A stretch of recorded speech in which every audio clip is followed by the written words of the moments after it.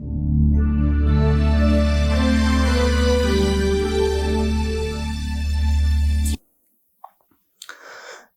Media நண்பர்கள் அனைவருக்கும் வணக்கம். தமிழ்நாட்டினுடைய முதலமைச்சர் மு.க.ஸ்டாலின் அவர்கள் கடந்த 2 நாளைக்கு முன்னால் ஒரு அறிக்கையை வெளியிட்டிருந்தார். தமிழ்நாட்டில் இருக்கிற பள்ளி குழந்தைகள் எல்லோருமே என்னை அப்பான்னு கூப்பிட்றாங்க, அப்பான்னு கூப்பிட்டு என் மேலே நம்பிக்கை வச்சிருக்கிற அளவுக்கு நான் அவங்களுக்கு தேவையான உதவிகளை நான் செஞ்சு கொடுக்குறேன், இது ஒரு பெரிய வெகுமதி எனக்கு அப்படின்னு ஒரு அறிக்கையின் மூலமாக சொல்லியிருந்தார். அது பல்வேறு காணொலிகள் மூலமாக வெளிவந்துட்டு இருக்கு. இந்த நேரத்திலேயே இதை விமர்சித்து அரசியல் தலைவர்களும் பல்வேறு விதமான கருத்துக்களை பேசிகிட்டு இருக்காங்க. அது சரிதான் அப்படின்னு சொல்கிற அளவுக்கு பள்ளி மாணவிகளுக்கு எதிரான பாலியல் வன்கொடுமை நாளுக்கு நாள் அதிகரிச்சுக்கிட்டே தான் இருந்துகிட்டு இருக்குது. குறைக்கிறதுக்கான மாற்று வழியை அரசு என்ன செய்ய போகுதுங்கிறது தெரியல. ஒவ்வொரு நாளும் செய்தித்தாளை புரட்டும் போது 4 அல்லது 5 செய்திகளாவது தமிழ்நாட்டினுடைய பல்வேறு மாவட்டங்களில் பள்ளி மாணவிகளுக்கு எதிரான பாலியல் சித்திரவதை அப்படிங்கிறது தொடர்ந்து வந்துக்கிட்டே இருக்குது. இதில் வெட்கப்பட வேண்டிய, வேதனைப்பட வேண்டிய கொடுமையான செய்தி என்ன பார்த்தீங்கன்னா, பள்ளி மாணவிகளுக்கான பாலியல் தொல்லையில் பெரும் பங்கு வகிக்கிறது ஆசிரியர் சமூகமாக இருக்குது அப்படிங்கிறதா. இதில் பல இடங்களில் நடக்கிற சம்பவங்கள் ஆசிரியர்களை பழிவாங்கும் நோக்கில் தவறான புரிதல்களோடு அல்லது உள்நோக்கத்தோடு கொடுக்கப்பட்ட புகார்களாக நம்ம பார்த்தாலும் ஒரு சில சம்பவங்களிலாவது உண்மை இருக்கத்தான் செய்யுது. தவறு செய்திருக்கிற ஆசிரியர்கள் மீதான நடவடிக்கை எந்த அளவுக்கு வேகமாக நடக்குது, அவங்களுக்கு எந்த மாதிரியான தண்டனைகள் வழங்கப்படுது அப்படிங்கிறது வெளிப்படையாக தெரியாத சூழலில் தான் போயிட்டுருக்கு. இந்த வழக்குகள் எல்லாமே 10-15 ஆண்டுகளுக்கு மேலே இழுத்து அதுக்கு பிறகு சரியான சாட்சிகள் இல்லாமல் தள்ளுபடியாகக்கூடிய ஒரு சூழல் தான் போயிட்டுருக்குது. உண்மையிலேயே ஒரு ஆசிரியர் தவறு செய்திருப்பாரானால் அதை காலதாமதம் இல்லாமல் குறைந்தபட்சம் ஒரு 6 மாதத்துக்குள்ளாக விசாரித்து அவர் மீதான வழக்கை முடித்து அவருக்கான தண்டனையை அறிவித்தால் மட்டும்தான் மாணவர்களுக்கு ஒரு பெரிய நம்பிக்கை வரும். பள்ளிக்கு குழந்தைகளை அனுப்பக்கூடிய பெற்றோர்களுக்கும் ஒரு நம்பிக்கை வரும். இன்னும் சொல்லப்போனால் ஆசிரியர் தேர்வு வாரியத்தில் தேர்வு செய்யப்படக்கூடிய நபர்களே ஒழுக்கமில்லாதவர்களாக இருக்காங்க. அப்படிங்கும்போது அது வேதனையாக இருக்குது. இதை கட்டுப்படுத்துகின்ற திறனையற்ற நிலையிலேயே இன்றைக்கி பள்ளிக்கல்வித்துறை அப்படி இருக்குது அப்படிங்கிறது ஒரு கேள்விக்குறி தான். உள்ளபடியே நாளுக்கு நாள் தொடர்ந்து வந்துட்டு இருக்கிற செய்தியை பார்த்தோம்னா உண்மையிலேயே பள்ளிக்கல்வித்துறை சரியாக செயல்படலை அப்படிங்கிறது கிட்டத்தட்ட உண்மை அப்படிங்கிற மாதிரியான சூழல் தான் போயிட்டுருக்கு. ஏற்கனவே கிட்டத்தட்ட ஒரு 4 ஆண்டுகளுக்கு முன்னே அதிமுகவின் ஆட்சி காலத்தில் செங்கோட்டையன் அமைச்சராக இருக்கும்போது பல்வேறு விதமான மாறுதல்களை பள்ளிக்கல்வித்துறைக்குள்ளே கொண்டு வந்தார். அதுக்கு பிறகு தான் 10ஆம் வகுப்பு மற்றும் 12ஆம் வகுப்பு மாணவர்களுடைய தற்கொலை அப்படிங்கிற அந்த விகிதம் ரொம்ப குறைஞ்சிருக்குது. மாணவர்களுக்கான மன அழுத்தத்தை குறைக்கிறதுக்காக பள்ளியினுடைய விடுமுறை நாள்களை மிக சரியாக இந்த நாள்களில் எல்லாம் பள்ளி வைக்கக்கூடாதுங்கிறதெல்லாம் ஒரு வரைமுறைக்குள்ளே கொண்டு வந்தாங்க. அதுக்கு முன்னால் கோழிப்பண்ணையில் கறிக்கோழிகளை எப்படி வளர்த்தி விற்பாங்களோ அதே மாதிரி தான் மாணவர் சமூகத்தை தனியார் பள்ளிகள் ரொம்பவும் சித்திரவதைப்படுத்திக்கிட்டு இருந்தாங்க. அதிலிருந்து இப்போ தான் மாணவர்கள் கொஞ்சம் மீண்டு வந்திருக்காங்க. இந்த நேரத்தில் ஆசிரியர்களே மாணவிகளுக்கு எதிரான புகாரில் சிக்கிறது ரொம்ப வருத்தம் அளிக்கக்கூடிய ஒரு செய்தியாக இருக்குது.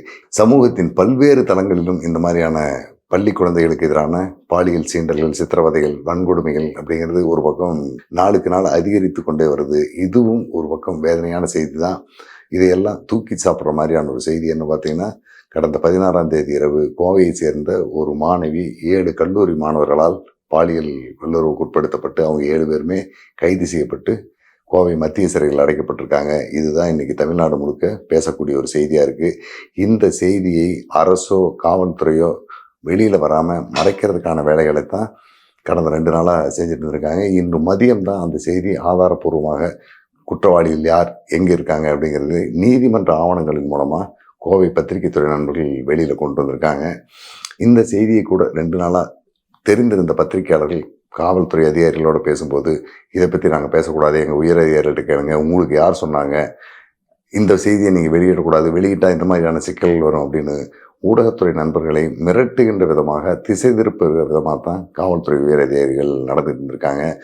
அதையும் கடந்து நீதிமன்றத்தில் இருந்த வழக்கு ஆவணங்கள் மூலமாக தான் இந்த செய்தி இப்போ வெளியில் வந்திருக்கு. இதுவும் உண்மையிலேயே வேதனைப்படக்கூடிய ஒரு செய்தி தான். இதில் மாணவர்கள் கொடூரமானவர்கள், ஆசிரியர்கள் கொடூரமானவர்கள், மாணவிகள் அப்பாவிகள், மாணவிகள் ரொம்ப விவரம் புரியாதவங்க, ஆசிரியர்களும் மாணவர்களும் தான் ரொம்ப மோசமான குணம் உள்ளவங்க அப்படிங்கிற மாதிரியான பார்வைகளோடும் சில விமர்சனங்கள்லாம் வந்துட்டுருக்கு. உண்மையிலேயே இந்த மாதிரியான விவகாரங்களில் யார் தவறு செய்தார்கள், யார் சரியாக போனாங்க அப்படிங்கிறத நம்ம 2வது பட்சமாக தான் வச்சுக்கணும். கோவையில் 7 மாணவர்கள் கைது செய்யப்பட்டிருப்பதனுடைய பின்னணியில் நடந்திருக்கிற நிகழ்வை பார்த்தோம்னா மாணவர்கள் உண்மையிலேயே வம்புல மாட்டிட்டாங்க அப்படின்னு தான் சொல்ல வேண்டியிருக்கு. மாணவியினுடைய வற்புறுத்தலால் தான் இந்த விவகாரம் நடந்திருக்குது. கோவை பெரிய கடை வீதி காவல் நிலைய எல்லைக்குட்பட்ட பகுதியில் வசிக்கக்கூடிய ஒரு பெற்றோர்களின் மகள், ஒரு பொண்ணு, 17 வயது. இந்த பொண்ணு 9ஆம் வகுப்போட பள்ளிக்கு போகிறத நிறுத்திட்டு வீட்டில் தான் இருந்துகிட்டு இருக்குது. இந்த மாணவியினுடைய அம்மா வழி உறவினர் தாத்தா ஒரு கட்டத்தில் இறந்துடுறாரு. அதுக்கு பிறகு பாட்டி மட்டும்தான் வீட்டில் இருக்காங்க. தனியாக இருக்கிற பாட்டிக்கு பாதுகாப்பாக இருக்கிறதுக்கு இந்த பொண்ணை தினமும் அவங்க வீட்டுக்கு அனுப்பிடுவாங்க. ஒரு 4 தெரு தான் இடைவெளி இருக்குது அம்மாவுடைய வீட்டுக்கும் பாட்டி வீட்டுக்கும். இரவு 8 மணிக்கு மேலே பாட்டி வீட்டுக்கு போகக்கூடிய இந்த பொண்ணு பாட்டி வீட்டில் படுத்திருந்துட்டு காலையில் வீட்டுக்கு வந்துடுறது வழக்கமாக இருந்திருக்கு. இந்த நேரத்தில் இந்த பொண்ணு தேவையற்ற தொடர்புகளை சமூக வலைதளங்கள் மூலமாக உருவாக்கிட்டு பலரோடு பேசுவதும் அவங்களோட கருத்துக்களை பரிமாறிக்கிறது மாதிரி இருந்திருக்குது. இது கிட்டத்தட்ட இந்த ஒரு 6-7 மாத கால அளவில் வீட்டை விட்டு வெளியில் போயும் அவங்களோட பேசி பழகிட்டு வர்றதை வாடிக்கையாக வச்சுக்கிட்டு இருந்திருக்கு. பாட்டி படுத்து தூங்கினதுக்கு பிறகு இந்த பெண் வெளியில் போயிட்டு வர்றதை தொடர்ந்து வச்சுக்கிட்டு இருந்திருக்கு. இந்த நேரத்தில் தான் வெவ்வேறு விதமான இளைஞர்களோடு சமூக ஊடகங்கள் மூலமாக தொடர்பை ஏற்படுத்திட்டு அவங்களோட கருத்து பரிமாறிட்டு இருந்த இந்த பொண்ணு ஒரு கட்டத்தில் இந்த கல்லூரி மாணவர்களில் ஒருவரான கிருஷ்ணகிரியை சேர்ந்த 19 வயது இளைஞர் ஒருத்தரோட தொடர்பு ஏற்படுத்துது. அந்த தொடர்பு நட்பு ரீதியாக வளர்ந்தது. அடுத்ததாக பாலியல் இச்சையை நோக்கி நகரவா போகுது. அந்த மாணவரை கைது செய்து விசாரித்த அதிகாரிகளில் ஒருத்தரோட நம்ம பேசும்போது உண்மையிலேயே அந்த பசங்க ரொம்ப இன்னோசன்ட் சார், அவனுக்கு எந்த வருமே தெரியல, இந்த பொண்ணு தான் அவங்கள தன்வசப்படுத்தி இழுத்துருக்கிறா அப்படிங்கிற ஒரு குற்றச்சாட்டை சொல்கிறாரு. இந்த விவகாரங்களை நம்ம எப்படி பார்க்குறதுங்கிறதே ஒரு நிமிஷம் யோசிக்க முடியாமல் இருக்குது. அந்த பொண்ணு அந்த பையனுக்கு அனுப்பின செய்தியில், நான் தனிநபரோடு உறவு வச்சுக்கிறத நான் விரும்பலை, அதையெல்லாம் நான் பார்த்துட்டேன், எனக்கு குழு ஆள்களோட தொடர்பு வச்சுக்கணும், உறவு வச்சுக்கணும், அதுக்கு எனக்கு விருப்பம், உன்னோட எவ்வளோ பேர் இருக்காங்க, நான் வர்றேன் அப்படின்னு வெளிப்படையாக அந்த பையனுக்கு தகவல் அனுப்புது. அந்த பையன் என்னோட 7 பேர் இருக்காங்க, 5 பேர் நாங்கள் தயாராக இருக்கிறோம் அப்படின்னு சொன்னதுக்கு பிறகு தான் கடந்த 16ஆம் தேதி இரவு ஒரு 9 மணிக்கு பிறகு அந்த பெண் வீட்டிலிருந்து புறப்பட்டு அங்கிருந்து ஒரு 8 கிலோமீட்டர் தூரத்தில் இருக்கிற குனியாமுத்தூர் பகுதியில் இருக்கிற அந்த கல்லூரி மாணவனுடைய வீட்டுக்கு போகுது. அந்த கல்லூரியினுடைய கிளை கல்லூரிகளாக அந்த பகுதியில் 3-4 கல்லூரிகள் இருக்குது. 3-4 கல்லூரிகளுமே வெவ்வேறு துறை மாணவர்கள் அதில் படிச்சுட்டு இருக்காங்க. கிட்டத்தட்ட ஒரு 15,000 பேர் அந்த குழு கல்லூரிகளுக்குள்ளே படிக்கிறாங்க. அவ்வளவு பேருக்கும் அந்த கல்லூரி விடுதியில் வசதி இல்லைங்கிறனால கொஞ்சம் வசதி உள்ளவர்கள் அவங்களுடைய வசதிக்கு தக்கபடி தங்களுடைய பசங்களை தங்க வைக்கிறதுக்காக வசதியான வீடுகளை எடுத்து வாடகைக்கு எடுத்து கொடுத்துருக்காங்க.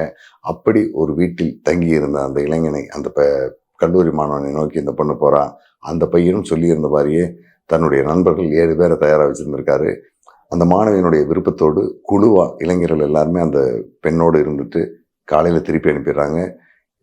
3:30 மணிக்கெல்லாம் இந்த பொண்ணு பாட்டி வீட்டுக்கு வந்துடுறான். இதுக்கு இடையில வழக்கமாக பாட்டி வீட்டில் போய் தங்கியிருக்கிற பொண்ணு என்ன செஞ்சுட்டு இருக்கிறா பார்த்துட்டு வரலாம் அப்படிங்கிற எண்ணத்துல இரவு ஒரு 11 மணிக்கு அந்த மாணவன் அப்பா மட்டும் புறப்பட்டு பாட்டி வீட்டுக்கு போகிறாரு. போய் பார்க்கும்போது மகளை காணவில்லை. பாட்டிக்கிட்ட விசாரிக்கும் போது யாரோ ஃப்ரெண்டை பார்த்துட்டு வரேன்னு சொல்லிட்டு போனால் வந்துடுவா, ஏதோ டீ கடை பக்கம் போயிருப்பாங்க, இல்லைன்னு இந்த கூல்ட்ரிங்க்ஸ் கடைக்கு போயிருப்பாங்க, வந்துடுவாங்க அப்படின்னு சொல்கிறாங்க. பாட்டிக்கிட்ட விசாரித்ததில் வழக்கமாக இரவு நேரங்களில் தன்னுடைய நண்பர்களை பார்த்துட்டு வரதை சொல்லி இந்த பொண்ணு வெளியில் போயிட்டு வருவா, ஆனால் கொஞ்சம் நேரத்தில் வந்துடுவா, இப்போ வந்துடுவா அப்படின்னு சொல்லிட்டு இருந்திருக்காங்க. சந்தேகம் கொண்ட அந்த பெண்ணுடைய அப்பா அந்த பொண்ணுக்கு ஃபோன் பண்ணி பார்க்குறாரு. பல முறை முயற்சி பண்ணுறாரு. தொடர்ந்து ஃபோன் சுவிட்ச் ஆஃப் பண்ணப்பட்ட நிலையிலே இருக்குது. அதுக்கு பிறகு தான் பெரிய கடை வீதி காவல் நிலையத்தில் போய் ஒரு புகார் கொடுக்குறாரு. ரொம்ப சிக்கலான விவகாரமாக இருந்ததுனால போலீஸாரும் அந்த மொபைல் ஃபோன் எங்கே இருக்குங்கிறத அடுத்த கட்டமாக சைபர் கிரைம் போலீஸாருடைய உதவியோட தேட ஆரம்பிக்கிறாங்க. காவல்துறையினுடைய அந்த எல்லை, காவல் நிலையங்கிற எல்லையை கடந்து வெவ்வேறு துறையினுடைய உதவிக்காக அந்த செய்தி வெளியில் போனதுக்கு பிறகு விடிய காலை 3 மணிக்கு அந்த மாணவி மொபைல் ஆன் ஆயிடுது. வீட்டுக்கும் வந்துடுறாங்க. வந்ததுக்கு பிறகு பெற்றோர் விசாரிக்கும் போது இந்த விவகாரங்கள் வெளியில் தெரியுது. இது காவல்துறைக்கு தெரிஞ்ச உடனே, ஏன்னா வெவ்வேறு துறை அதிகாரிகளுக்கு இந்த தகவல் போயிட்டுது. அதுக்கு பிறகு வேற என்ன செய்யறது அப்படிங்கிற ஒரு சூழலை தான் 7 மாணவர்களையும் கைது பண்ணி கொண்டு வந்து காவல் நிலையத்தில் வச்சு யாருக்குமே செய்தி வெளியில் கசியாத அளவுக்கு வேகமாக நீதிமன்றத்துக்கு அனுப்பி அவங்கள சிறையில் அடைச்சிட்றாங்க. 2 மாணவர்கள், கல்லூரி மாணவர்கள், கிருஷ்ணகிரியை சேர்ந்தவங்க. ஒருத்தர் தாம்பரம், ஒருத்தர் விருதுநகர், 2 பேர் திண்டுக்கல். இந்த மாதிரி பல்வேறு மாவட்டங்கள்லேருந்து வந்து படிச்சுக்கிட்டு இருந்த 7 பசங்க இப்போ சிறைக்கு உள்ள கம்பி எண்ணிட்டு இருக்காங்க. இது மாணவர்கள் செய்த தவறா, மாணவிகள் செய்த தவறா அப்படிங்கிறது நம்ம ஆய்வுக்கு எடுத்துக்க வேண்டிய அவசியம் இல்லை. ஒட்டுமொத்தமாகவே இது ஒரு சமூக சீர்கேடாகத்தான் நம்ம பார்க்க வேண்டியது இருக்குது.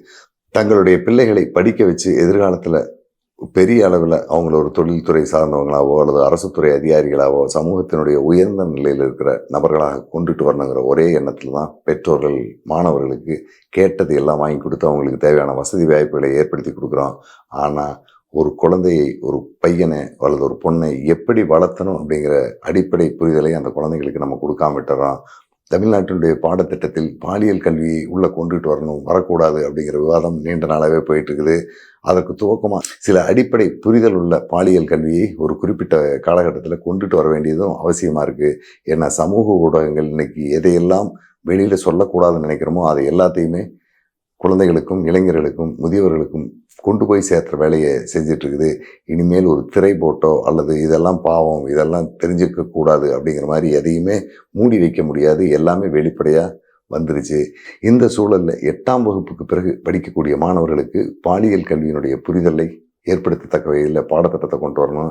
இன்னும் சொல்லப்போனால் அரசு மற்றும் தனியார் கல்லூரிகளில் படிச்சுட்டு இருக்கிற இளைஞர்களுக்கு எந்த வயதுக்கு என்ன வேலைகளை நம்ம எடுத்துக்கணும், எந்த வயதில் எந்த மாதிரியான தொடர்புகளை ஏற்படுத்தணும், எந்த வயதுக்கு பிறகு அது சட்டப்படி குற்றமாகாது, எந்த வயதில் இருக்கிற யாரோடெல்லாம் நம்ம பேசுறது, பழகிறது, தொடர்றது எல்லாமே தவறு அப்படிங்கிறதை பற்றிய புரிதல்களை ஏற்படுத்த கல்லூரியினுடைய முதல் ஆண்டு பாடத்திட்டத்திலேயே அவங்களுக்கான சில அடிப்படை உறவு முறைகள் குறித்த தெளிவான பாலியல் கல்வியை உள்ளே கொண்டுட்டு வர வேண்டியதும் அவசியமாக இருக்குது. இதை பற்றி நான் பத்திரிகை துறை நண்பர் ஒருத்தரோட பேசிகிட்டு இருக்கும்போது சொன்னார், ஆனால் தப்பு, கல்லூரியினுடைய முதலாண்டில் மட்டும் இதை கொண்டு வந்தால் போதாது, 6ஆம் வகுப்புலேயே கொண்டாட வேண்டியதாக இருக்குது. ஏன்னா கோவை மாவட்டம் பொள்ளாச்சி பகுதியில் 5ஆம் வகுப்பு படிக்கக்கூடிய பெண் குழந்தைகளுக்கு 8ஆம் வகுப்பு படிக்கும் ஒரு பையனும் அதுக்கடுத்து பள்ளியை விட்டு வேறு இடத்துக்கு பள்ளியை தொடராத 2 பசங்களும், கிட்டத்தட்ட அவங்களுக்கு ஒரு 16, 17 வயதுள்ள பசங்க தான், அவங்களுமே பாலியல் தொல்லை கொடுத்ததா ஒரு வழக்கு ஒரு 10 நாளைக்கு முன்னே வந்திருக்கு. இதில் தப்பு யார் செஞ்சாங்கன்னு பார்க்க முடியாது. மாணவிகளும் மாணவர்களும் விரும்பியே இந்த தவறுகளை எல்லாம் செஞ்சுருக்காங்க. இது அடுத்தடுத்த கட்டத்தில் பெற்றோர்களுக்கு தெரிந்த பிறகு தான் பிரச்சனையாக மாறுது. மாணவிகளை ஏமாற்றி, ஆசை வார்த்தை காட்டி, மிரட்டி, பலாத்காரப்படுத்தி மாணவர்கள் இந்த மாதிரியான பாலியல் அத்துமீறல்களில் ஈடுபட்டாங்கன்னு நம்ம சொல்ல முடியாது. அதை மாணவிகளும் விரும்பியே போயிருக்கிற மாதிரி தான் தெரியுது. இது 2 தரப்பாருக்குமே புரிதல் இல்லாத ஒரு விவகாரமாக தான் பார்க்க வேண்டியதாக இருக்குது. அதனால் 6ஆம் வகுப்பிலிருந்தே பாலியல் கல்வியை குழந்தைகளுக்கு கற்றுக் கொடுக்க வேண்டிய ஒரு அவசியம் இருக்குது அப்படிங்கிறதையும் அழுத்தி சொன்னார். அதுவும் ஒரு வகையில் பார்த்தா சரியாக தான் இருக்குது. இதெல்லாம் பார்க்கக்கூடாத விஷயம், இதெல்லாம் கேட்கக்கூடாத விஷயம், இதெல்லாம் படிக்கக்கூடாத விஷயம்னு நம்ம தள்ளி போயிட்டே இருந்தோம்னா சமூக சீரழிவை யாராலையுமே தடுக்க முடியாது. ஏன்னா சமீப கால நடவடிக்கைகளை எல்லாம் நம்ம பார்க்கும்போது காவல்துறை மக்களோடு இருந்து விலகிவிட்ட ஒரு துறையாகத்தான் இருக்குது. மக்களுக்கும் அவங்களுக்கும் தொடர்பே இல்லைங்கிற மாதிரியான நடவடிக்கைகள் தான் காவல்துறை போயிட்டு இருக்குது. அந்த மாதிரி தான் சமூகம் பார்த்துக்கிட்டு இருக்குது. அதனால் காவல்துறையை மட்டுமே நம்பி அவங்களுடைய நடவடிக்கையின் மூலமே இதையெல்லாம் குறைக்கலாமான்னா அதுக்கான சாத்தியம் ரொம்ப குறைவாக தான் இருக்குது. அதே மாதிரி ஒரு 3 மாதத்துக்கு முன்னால் நாமக்கல் மாவட்டம் பரமத்தி வேலூர் பகுதியில் இருக்கிற ஒரு பெண் குழந்தை, அதாவது அதுவும் 9ஆம் வகுப்புக்கு பிறகு பள்ளிக்கூடம் போகாமல் 2 ஆண்டுகளாக வீட்டில் இருக்கிற ஒரு பெண், அந்த பெண் திருவண்ணாமலையில் இருக்கிற தன்னுடைய நண்பர்களோட சமூக ஊடகங்கள் மூலமாக தொடர்பை ஏற்படுத்தி அந்த பையன் கூப்பிட்டான் அப்படிங்கிறதுக்காக நாமக்கல்லிருந்து இந்த பொண்ணு பொருட்கள் அங்கே போயிடுது. அங்கே போன இடத்துல அந்த பையன் தன்னுடைய குடும்பத்திலேருந்து வெளியில் வர முடியாத சூழலில் தன்னுடைய நண்பருக்கு தகவல் சொல்லி அந்த பையன் இந்த பொண்ணை கூட்டிகிட்டு போய் ஒரு இடத்துல தங்க வச்சுருக்காரு. அதுக்கு பிறகு அங்கே வந்திருந்த ஒரு 5-6 இளைஞர்கள் இந்த பெண்ணோடு தகாத உறவுகளை எல்லாம் ஏற்படுத்திடுறாங்க. அதுக்கு பிறகு 4 நாள் கழித்து இந்த பெண்ணு ஊருக்கு வந்துடுது. வீட்டுக்கு வந்தும் கூட இந்த விவகாரத்தை அந்த குடும்பத்தை சேர்ந்தவங்க வெளியில் சொல்ல முடியாத ஒரு சூழல் இருக்காங்க.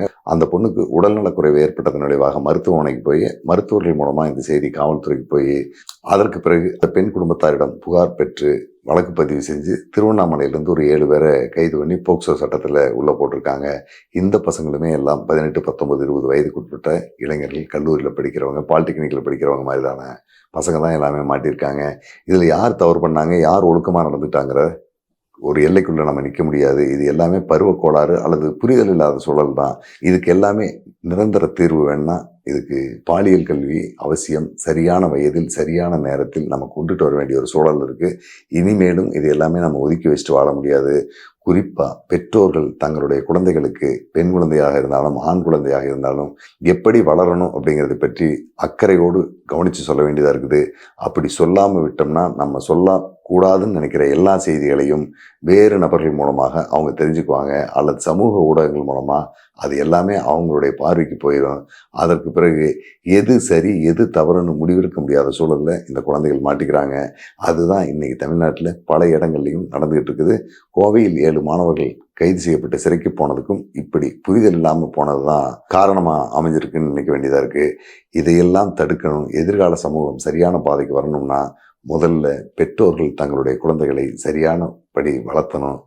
அவங்களுக்கு தேவையான அனைத்து விவரங்களையும் 3ஆம் நபர் 4ஆம் நபர் சொல்லுவாங்கன்னு இல்லாமல் நம்மளே சொல்லணும். அதுக்கு வாய்ப்பு இல்லை அப்படிங்கிற பட்சத்தில் அதை பற்றி புரிந்த தெரிந்த மனநல மருத்துவர்கள் அல்ல மருத்துவர்கள் மூலமாக அவங்களுக்கு குறிப்பிட்ட வயதில் இது எல்லாமே சொல்ல வைக்க வேண்டியது ரொம்ப அவசியமாக இருக்குது.